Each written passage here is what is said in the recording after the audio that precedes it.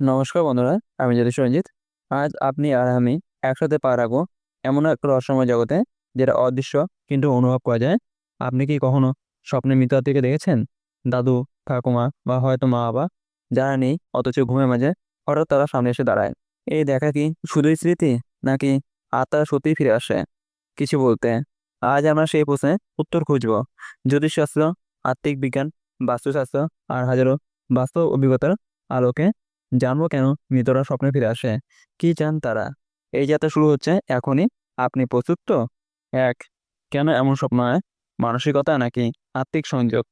অনেকে বলেন স্বপ্ন মানে মনের খেলা। অবচেতন মন পরিস্থিতি এনে দেয় ঘুমের মধ্যে। আপনি যাকে সবচেয়ে বেশি ভালোবাসতেন, যার মৃত্যুকে মেনে নিতে পারেনি, তার ছবি ফিরে আসে স্বপ্নে। কিন্তু আমি বলি, সব স্বপ্ন এক নয়। কিছু স্বপ্ন হয় শুধুই মানসিক, আর কিছু স্বপ্ন হয় আত্মার, যেখানে আত্মীয় সত্যিই আপনার পাশে আছে, চোখে চোখ রাখে, কিছু বোঝাতে চায়। এই পার্থক্যটা বোঝা যায় স্বপ্নের অনুভূতি দিয়ে। মানুষের স্বপ্ন শেষ হলে ভুলে যায়, আত্মিক স্বপ্ন ভুলে যায় যায় না। দিনের পর দিন সেটা মনকে নাড়িয়ে দেয়। আপনি যদি এমন কোনো স্বপ্ন দেখে থাকেন, তাহলে এই ভিডিওর প্রতিটি কথা আপনার জন্যই। দুই, স্বপ্নে কারা আসে, কেন তারা? অনেকেও নয়, সব আত্মীয় কিন্তু স্বপ্নে আসে না। যারা আপনাকে সবচেয়ে বেশি ভালোবাসেন, যাদের সঙ্গে আপনার আত্মিক সম্পর্ক ছিল, তারাই ফিরে আসেন। কারণ তাদের হৃদয় টান মৃত্যুতে শেষ হয় না। একজন বাবা যিনি সন্তানকে ছেড়ে যেতে পারেননি, একজন ঠাকুমা যিনি প্রতিদিন মাথায় হাত বুলিয়ে দিতেন, এই সম্পর্কগুলো মরে না। তাই যদি দেখেন মৃত আত্মীয় আপনাকে দেখছে বা শুধু পাশে দাঁড়িয়ে আছেন, জেনে নিন এই একটা বার্তা, তারা কিছু বলছেন। হয়তো কিছু অসম্পূর্ণ থেকে গেছে, হয়তো আপনি বিপদে আছেন, হয়তো তারা শুধু জানাতে চান আপনি একা নন। তিন, স্বপ্নে আসার অর্থ কি, কি বলতে চান তারা? স্বপ্নে মৃত আত্মীয় এলে তারা কিছু না কিছু বলতে চান। সবসময় মুখে নাও বলতে পারেন, কিন্তু ইশারায়, চোখে চোখ রেখে, চেহারার অভিব্যক্তিতে অনেক কিছু বোঝান। কখনো তারা কাঁদেন, কখনো বলেন সাবধান হ, আবার কখনো বলেন না কিছু, শুধু হাত ধরে থাকেন। এমন অনেক গল্প শুনেছি যেখানে মা বা বাবা এসে বলে গেছেন, নিজেকে ঠিক করো, এই কাজটা বন্ধ করো, কিংবা তোমার পিছনে কেউ আছে। সাধারণত একটা স্বপ্ন হলে আপনি তা ভুলে যাবেন, কিন্তু যদি সেটা এমন আত্মার বার্তা হয়, তাহলে তা মনে থেকে যাবে। তখনই বোঝা যায় এটা সাধারণ কিছু নয়। চার, স্বপ্নের সময়, কোন সময়ে দেখা স্বপ্ন বেশি গুরুত্বপূর্ণ? রাতে সব স্বপ্ন একরকম নয়। ভোর রাত, বিশেষ করে রাত 3টা থেকে 5টার মধ্যে দেখা স্বপ্নকে বলা হয় ব্রহ্ম মুহূর্ত স্বপ্ন। এই সময় শরীর আর মন একদম শান্ত থাকে। আত্মার শক্তির প্রভাব তখন সবচেয়ে প্রবল হয়। এই সময় যদি আপনি মৃত আত্মীয়কে দেখেন, এটা হালকা করে নেওয়ার কিছু নয়, তা আপনাকে কিছু বলতে এসেছেন। অনেক সময় দেখা যায় স্বপ্নে যা বলা হয়েছে ঠিক সেভাবে পরে বাস্তবে কিছু ঘটে। সতর্কতা, বিপদের বার্তা কিংবা আশ্বাস, সবকিছু এই সময় স্বপ্নে আসতে পারে। 5, সব সময় কি বার্তা থাকে, নাকি কেবল উপস্থিতি? সব স্বপ্ন বার্তা দেয় না। কখনো কখনো মৃত আত্মীয় কেবল উপস্থিত থাকেন। আপনি ঘুমের মধ্যে দেখেন ঠাকুরদা পাশে বসে আছেন, কিছু বলছেন না, শুধু আপনাকে দেখছেন। এই দেখার মাঝেও থাকে এক আশ্বাস। তারা জানাতে চান আমি আছি, আপনি যেখানে থাকুন, আমি আপনাকে পাহারা দিচ্ছি। এটা কোনো বার্তা না হলেও এক অভূতপূর্ব শক্তি। মৃত্যুর পরও সম্পর্ক বেঁচে থাকে, এই সত্যটা অনুভব করার জন্যই হয়তো তারা মাঝে মাঝে ফিরে আসেন। 6, যারা বিশ্বাস করে না, তাদের জন্য কি ব্যাখ্যা? অনেকে বলেন সবই কল্পনা, মনে এসব তৈরি হয়, আত্মা বলে কিছুই নেই। তাদের জন্য বলি, যদি সবটাই কল্পনা হতো, তাহলে কেন একই সময় অনেক মানুষ একসাথে একই আত্মের স্বপ্ন দেখেন? কেন এক মা স্বপ্ন বলেন ছেলে বিপদ আসছে, আর সত্যি ছেলে দুর্ঘটনা ঘটে? এই প্রশ্নের উত্তর বিজ্ঞান দিতে পারছে না। জ্যোতিষ, আধ্যাত্মিক আর জীবনে অভিজ্ঞতা সব মিলাই বলছে কিছু তো নিশ্চয় আছে। বিশ্বাস করো বা না করো, আত্মারা আছেন, আর তারা মাঝে মাঝে আমাদের পৃথিবীতে ফিরে আসেন স্বপ্ন হয়ে। 7, আত্মার অপূর্ণতা, কেন তারা বারবার ফিরে আসেন? অনেক আত্মা মৃত্যুর পরও মুক্তি পায় না। তাদের জীবনে অনেক কাজ অসমাপ্ত থেকে যায়। অভিমান, কষ্ট, না বড় কথা, এসব আত্মাকে বাধা দেয় পূর্ণ বিশ্রামে। এই পূর্ণতাই তাদের টেনে আনে আমাদের ঘুমে, আমাদের স্বপ্নে।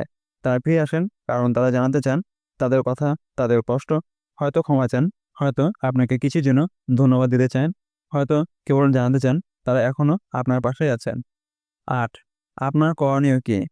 আপনি যদি মৃত আত্মীয় এমন স্বপ্ন দেখেন, তাহলে কি করবেন? প্রথমত, ভয় পাবে না। এটা কোনো অশুভ লক্ষণ নয়, বরং আত্মার সংযোগ। দ্বিতীয়ত, মনে রাখার চেষ্টা করুন তারা কি বলেন, কি দেখালেন। স্বপ্নের ভাষা অনেক সময় প্রতীকী হয়।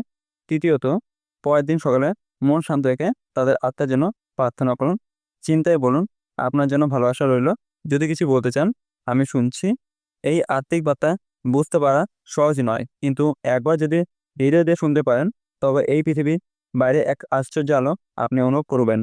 নয়, স্বপ্নে মৃত আত্মীয় মুখ হাসি না কান্না। আপনি কি কখনো লক্ষ্য করেছেন স্বপ্ন মৃত আত্মীয়ের মুখের অভিব্যক্তি কেমন ছিল? হাসছেন? তবে বুঝে নিন তারা শান্তিতে আছেন, আপনার জীবনে সন্তুষ্ট, কোনো কষ্ট নেই তাদের। কিন্তু যদি দেখেন তারা কাঁদছেন, হতাশ দেখাচ্ছে, কিছু বলতে চাইছেন কিন্তু পারছে না, তবে বুঝে নিতে হবে তাদের আত্মা এখনো মুক্ত নয়। হয়তো জীবদ্দশায় কোনো ইচ্ছা অপূর্ণ ছিল, হয়তো আপনার জীবনে এমন কিছু ঘটছে যা তারা মেনে নিতে পারছেন না। এই স্বপ্ন শুধুই দেখাই নয়, এটা আত্মার এক আবেগঘন সংযোগ। মুখের অভিব্যক্তি বলে দেয় তারা এখন কেমন অবস্থায় আছেন। 10, স্বপ্নে শুধু কে এলো তা নয়, কোথায় এলো সেটাও খুব গুরুত্বপূর্ণ। আপনি যদি দেখেন তারা ঘরের মধ্যে এসেছেন, তারা বুঝবেন পরিবারের সঙ্গে তাদের টান এখনও রয়ে গেছে। যদি দেখেন কোনো পুরোনো বাড়িতে বা গ্রামে, তাহলে বুঝুন তাদের শিকড় সেই স্থানে রয়ে গেছে। আর যদি দেখেন এক অজানা জায়গা, অন্ধকার বা অদ্ভুত পরিবেশ, তবে সেটা হতে পারে আত্মার অন্তর্জগৎ। অনেক সময় তারা নিজে সেই জায়গায় আটকে থাকেন, আপনাকে সেখানে নিয়ে যান কিছু বোঝাতে। স্বপ্নের লোকেশন বিশ্লেষণ করলে আপনি বুঝতে পারবেন তার আত্মা কোথায় রয়েছে বা কী চাইছেন আপনাকে দেখাতে। 11, শরীরে সংস্পর্শ। যদি তারা ছোঁন, অনেক সময় মৃত আত্মীয় স্বপ্নে এসে আপনার গায়ে হাত রাখেন, কাঁধে হাত দেন, কপালে চুমু দেন বা আপনাকে জড়িয়ে ধরেন। এটা শুধু স্বপ্ন নয়, এটা আত্মিক ছোঁয়া। আপনি যদি সেই ছোঁয়া টের পান, যদি ঘুম ভাঙার পর শরীর যেন শিউরে ওঠে, তাহলে জানবেন সত্যি সত্যি কেউ আপনাকে স্পর্শ করে গেছে। এই ছোঁয়া মানে তারা আপনার জন্য প্রার্থনা করছেন, আপনাকে ভালোবাসছেন অথবা আপনাকে রক্ষা করছেন। ভয় পাবেন না, এটা একটি পরম আশীর্বাদ যা শুধু ভাগ্যবানরাই পায়।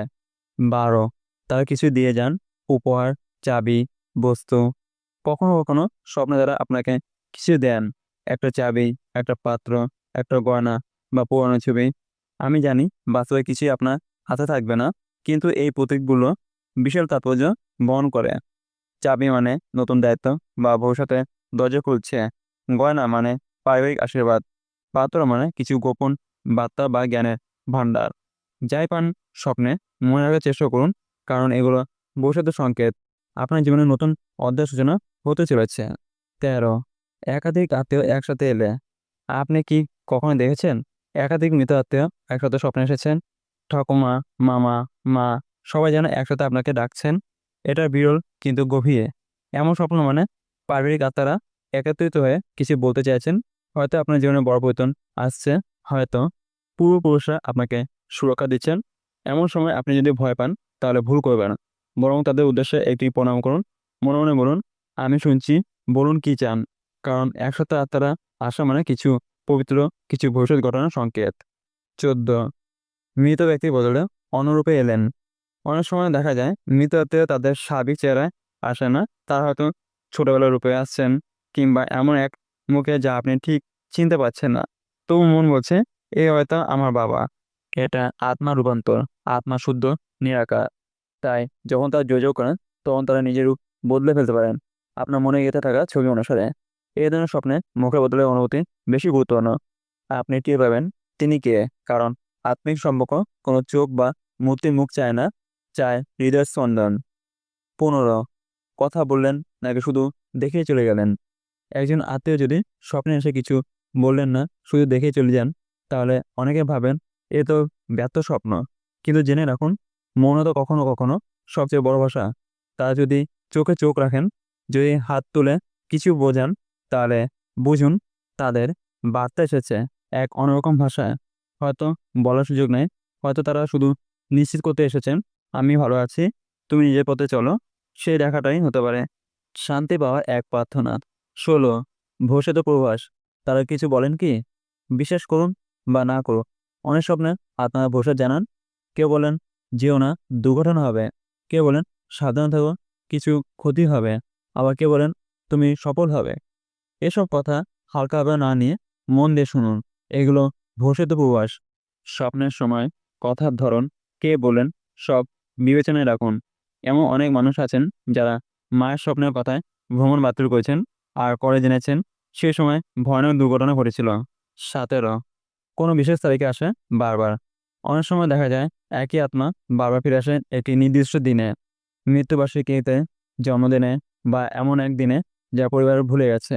এই তারিখগুলো তাদের জন্য পবিত্র। তারা চান আপনি মনে রাখুন তাদের অস্তিত্ব যেন শুধু মৃত্যুর সঙ্গে না মিশে যায়। এমন দিনে যদি তারা আসেন, চোখে চোখ রাখেন, হয়তো কিছু না বলেই ফিরে যান, তাও বুঝে নিন এটা এক নিবিড় সংযোগ, একটি সম্পর্ক যা এখনো জেগে আছে আপনার চারপাশে। 18 সবশেষে আপনি যদি তাদের কিছু বলতে চান স্বপ্নের মধ্যে কিংবা জেগে থেকেও, তাহলে কি করবেন? চোখ বন্ধ করুন, শান্ত হয়ে হৃদয়ের গভীর থেকে ডাক দিয়ে, মা তুমি আছো?